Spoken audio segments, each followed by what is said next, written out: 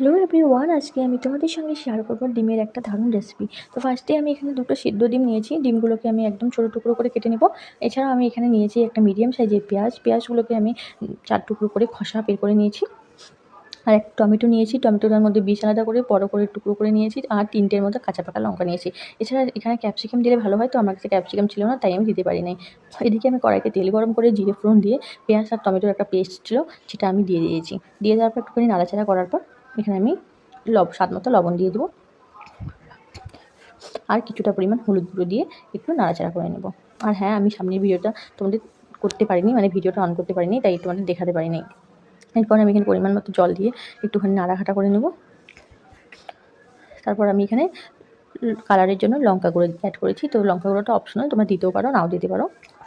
মশলাটা যখন কষা হয়ে যাবে তখন আমি এর মধ্যে যে খোসা বের কোনো পেঁয়াজটা ছিল সেটাও দিয়ে দিলাম। পেঁয়াজটা দেওয়ার পর আমি একটু ভেজে নেব।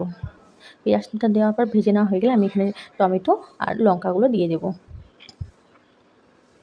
টমেটো আর লঙ্কাটা দেওয়ার পর আমি একটুখানি নাড়াঘাটা করার পর আমি এখানে পরিমাণ মতো জল দিয়ে, মানে জলটা খুব একটা বেশি না কমও না, তো পরিমাণ মতো জল দিয়ে আমি এটাকে নাড়াচাড়া করার পর আমি এর মধ্যে সিদ্ধ ডিমগুলো দিয়ে দেবো। সিদ্ধ ডিমগুলো দেওয়া হয়ে গেলে আমি আর একটুখানি নাড়াচাড়া করে নেব।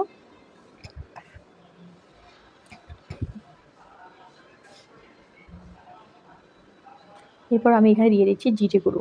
তো আমি এখানে জিরে গুঁড়ো দিয়ে দেওয়ার পর আর একটুখানি নাড়াচাড়া করে নেব। নাড়াচাড়া করে যখন ঝোলটা একটুখানি একটু শুকনো শুকনো হয়ে যাবে, ঠিক সেই সময় আমি এখানে আরও একটু পরিমাণ জল দিয়ে দেবো।